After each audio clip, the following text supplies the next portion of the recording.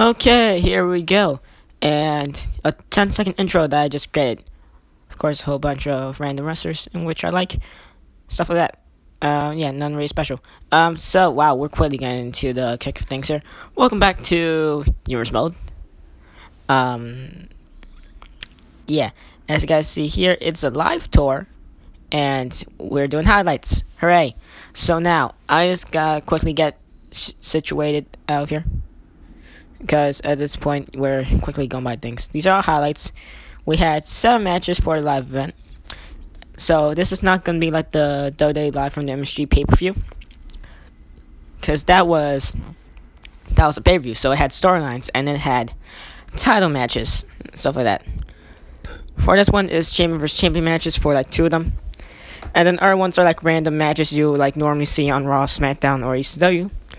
And some of them are cross-branded between our Raw vs. Smackdown, Smackdown vs. ECW, or Raw vs. ECW. So for this one, as see here, we got mitsharu, misawa, and axel. Misawa, he's part of Raw. Axel, he is part of Smackdown. So this is a cross-branded Raw and Smackdown matchup. And so we're gonna be doing like 1 or 2 of these every month. Just depending. I especially want to do 2 since I really don't have the time span of not doing something for like a month. So I'll probably like do 2 a month, or I'm gonna see if I can try to do once every month. So that'll equal 12 every year. So yeah, that'll be easy for me to keep up with. But I would just want to do more, specifically because all these days don't have storylines. We're not basing it off upon the storylines we have on Raw, SmackDown, or ECW.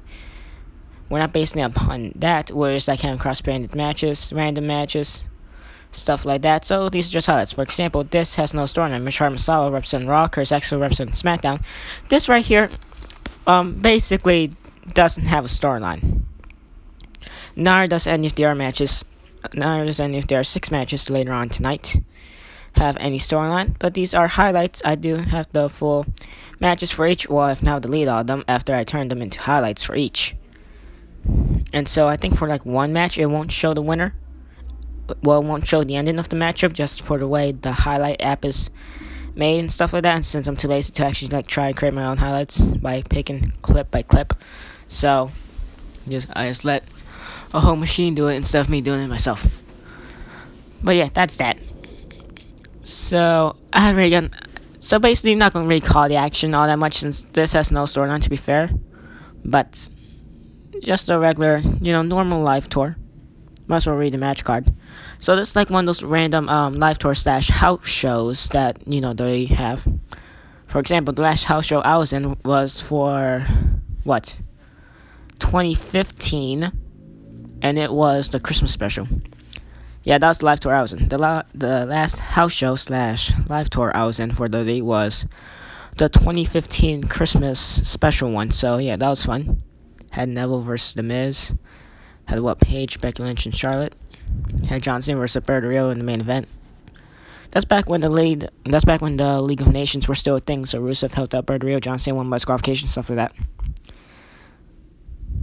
And then the next time Raw, John Cena returned. Stuff like that. But anyway, that doesn't matter. That was 2015.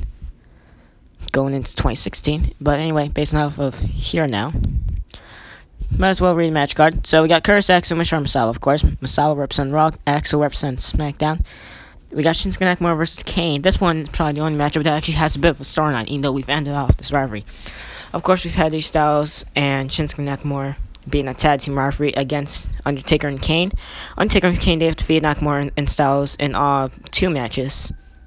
So we're just having another 1-on-1 matchup between Kane and Nakamura, like what we would normally have on Raw. Although their rivalry has ended and the Burst of Destruction has won. They have won that rivalry against Nakamura and Styles. So we're going to make Nakamura and Styles do something else. And we're going to make Taker and Kane, do something associated with the Raw tag titles. While Nakamura and Styles look to try to capture gold for themselves instead of actually teaming up with each other. But that's that. So Nakamura and Kane, regular 1-on-1 matchup. No more storyline for that one. Also, let's see. Third matchup, we're going to have your SmackDown Cruiserweight Champion, Seth Rollins, go 1-on-1 against your ECW Champion, Suzuki, as axel picks up a victory for SmackDown. He picks up a victory against mitsharu, misawa. 4 stars. Surprisingly. So SmackDown they get a win for that one. It doesn't really matter. This is not like bragging rights or Survivor Series, to be fair. With Raw vs. SmackDown, kind of am gonna add an East into the mix once we do get to those two pay-per-views, stuff like that, but no. Anyway, so that was that. Just a regular. There's really nothing really special about this. You know, just besides for like doing random house shows, just for use of, I don't know, me doing stuff. But next episode of Universe Mode, of course, is going to be Raw, and that is going to be week number 10. In which we are also kicking things off with the Raw pre-show that's not named yet, along with ECW's and SmackDown's pre-show that's not named yet, all of which they all have 3 matches though. So that'll be its own separate video, and then we're going to have to upload Raw, all of which going to be probably later on after I upload this. So yeah. Also, it's going to be a new outro. So it seemed like I have that 10-second intro with the whole renders and PNGs. We're going to have an outro for this video. And so I've tested it out in YouTube's copyright search. It's not copyrighted, so that's a good thing.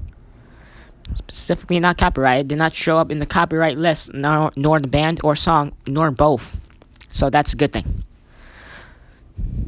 So that's that. So Seth Rollins, Cruiserweight Champion. Minoru Suzuki, your ECW Champion. Smackdown is where Seth Rollins is from. Minoru Suzuki, of course, ECW Champion. Means he's an ECW. That will be Champion versus Champion. Smackdown versus ECW. That should be a good one. Then after that, we got ECW's matchup. This is the 4th matchup of the night. We got DIY, John Gano, and Tommaso Ciampa going 1-1 against the Harper and Rowan. Harper and Rowan, they only had 1 appearance, and that was on week 1 and that was the first matchup on ECW ever in the series mode, and first episode on week 1, and it was for the ECW Hardcore Tag Titles with Dumb versus Abyss and Matt Morgan. Of course, Abyss and Morgan won that, and they are actually still ECW Hardcore Champions, so they've held that title for a while. They've held those tag titles for a while now. And so, 5th matchup, Silas Young versus Sami Zayn. Both Young and Zayn. They are both from... Sorry, not Silas Young and Sami Zayn, my bad. I was thinking something. No, so Silas Young and Xavier Woods, my bad. I just have that matchup set up for another episode of Raw. Or Heat, I think. Do I?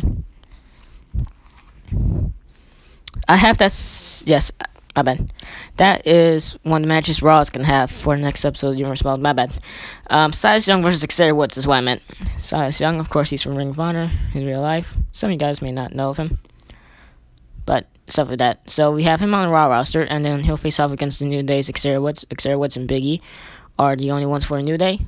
Cole Kingston, he's in his own tag team with R-Truth currently on SmackDown. But the New Day are also on SmackDown, so is Kofi. But Xavier Woods and Big E, they're doing their own thing with the Young Bucks. Young Bucks still have not gotten a win yet on Universe Mode. They're like 0-5, I think, so that's pretty bad. 0-4 or 0-5. So anyway, Silas Young versus Xavier Woods, Raw versus SmackDown for that one. Then we go over to SmackDown, in which this is a person's debut, right? I think so. This is hideo Itami's debut here. My initial plan was to not do this live event until after we do week 10 of SmackDown.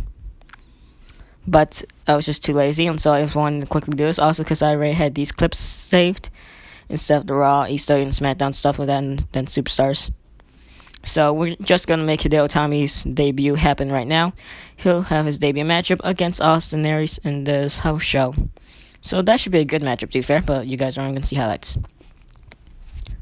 And then your main event, Champion versus Champion, Raw versus SmackDown once more. WWE Champion Bobby Lashley for Raw against your SmackDown World Heavyweight Champion Aleister Black. That should be a good one. Aleister Black, of course. He won the title in the Triple Threat.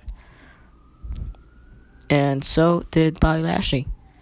And as you guys saw, that was the match I was talking about between Kane and Shinsuke Nakamura. You saw it just completely ended the clip. Anyway, spoiler alert, Kane won via countout. Nakamura, he was just like all bloodied up. Nakamura did not get up at all. He was like starting to crawl at the count of 9, but as soon as like he got up to one knee, he was already on the count of 10, and Nakamura basically got counted out. So that's how that match ended. The highlights didn't show that, but that's how it pretty much ended. It showed like on the count of 8. Spoiler alert, he doesn't get up, and he gets kind of up, but he doesn't get inside the ring basically. So Kane wins down by countout. So that's pretty much card. None really all that special. like I said, once again, no storylines are written into this at all for these live events or house shows. The Live from the MSG one, that actually had a storyline because it was a pay-per-view. It was joint branded between Raw, SmackDown, and ECW. While this house show is joint branded between Raw, SmackDown, and ECW. Necessarily, it just doesn't have a storyline written into it, like, to be fair, like real life WWE house shows. Because, for example, you see Seth Rollins versus Jinder Mahal for the WWE Championship, even though Rollins was on Raw at that time. He's still on Raw at that time, but this was like a couple months ago. And we had Jinder Mahal, the WWE Champion, and it was for the WWE Championship. And, of course, why would, like, AJ Styles defeating Kevin Owens for the United States Championship on the MSG one? That was accurate. I wish they made that a network special like they did for 2015 with Live from the MSG, which is how I got the idea to do the pay-per-view. But, you know, that's accurate because it's the MSG. It's Madison Square Garden. It's accurate. But then if you just do it in, like, some random place, which I forgot where it was. I forgot where they did that one with Rollins as the challenger for Raw and Jinder Mahal as the WWE Champion over on SmackDown. And for that one, I believe, did Mahal pin Rollins clean, dirty, or was it via disqualification, something that, I don't know.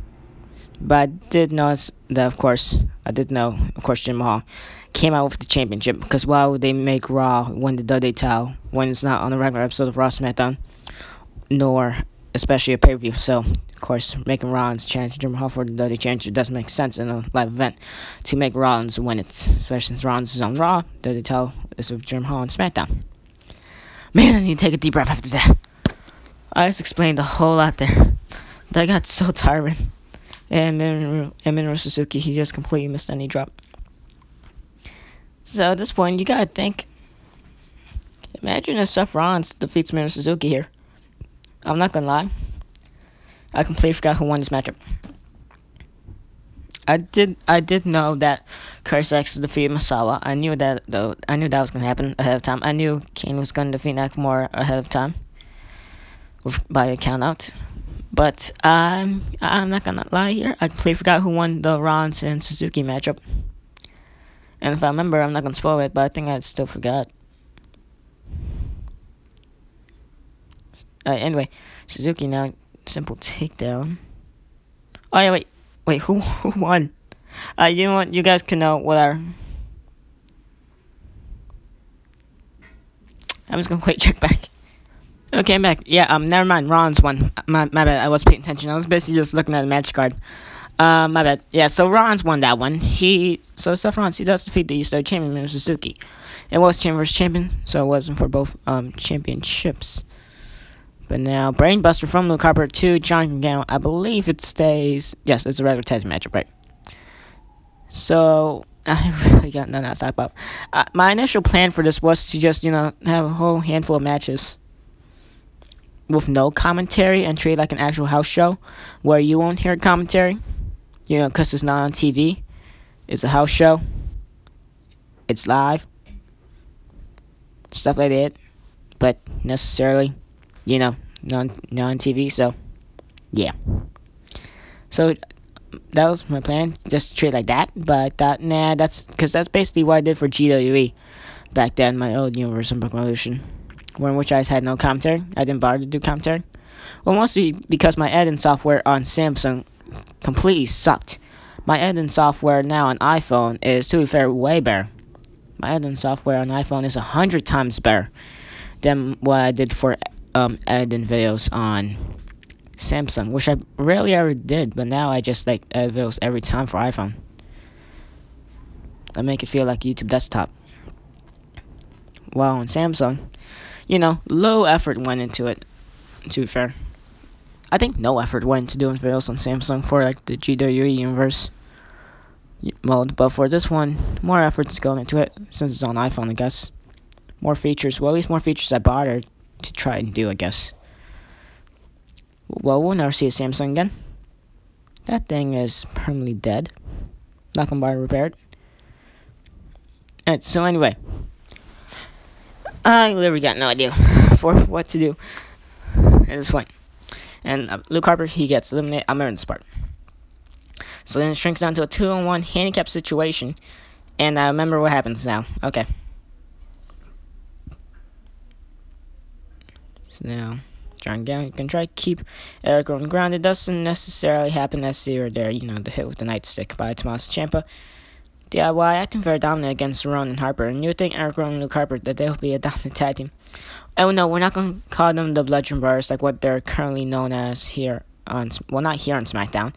Make it training like Universal on Smackdown. They're on ECW roster, but in real life, for them being on Smackdown, known as the Bludgeon Brothers, I like the gimmick. I especially like the theme song since, you know, I like metal music, rock, alternative. I like any kind of music that's connected to rock or metal, any type.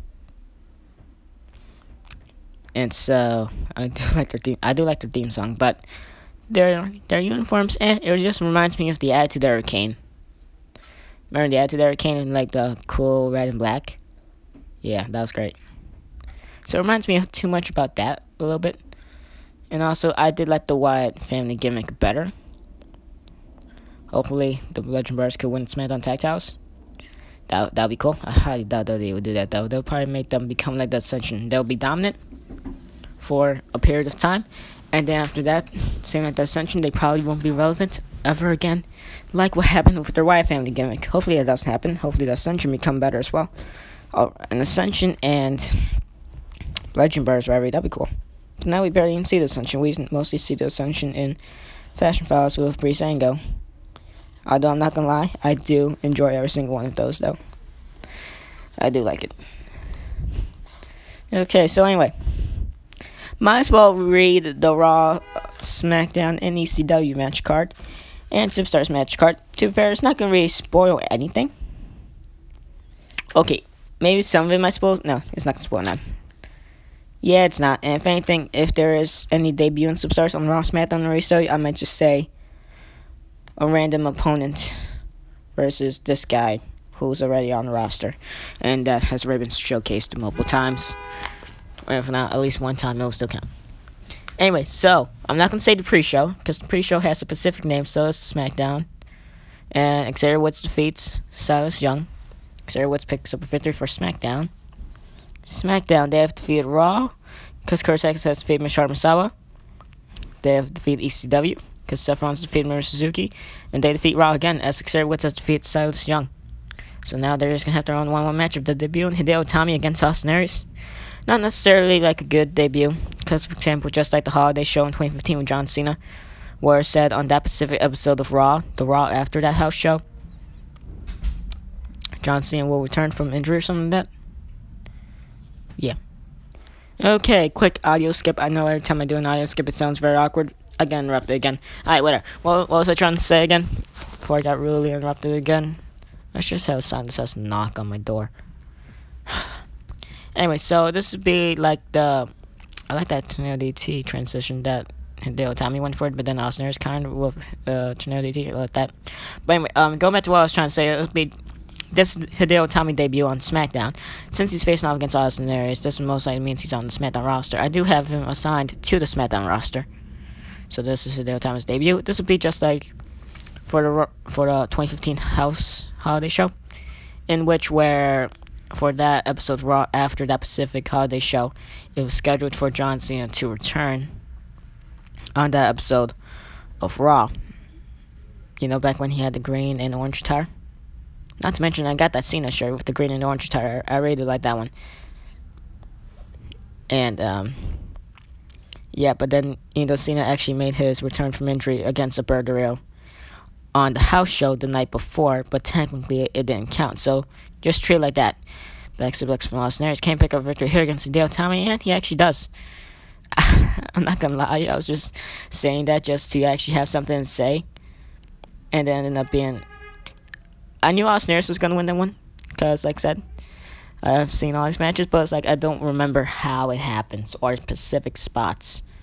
So like that nail DT transition from both men, I didn't remember that.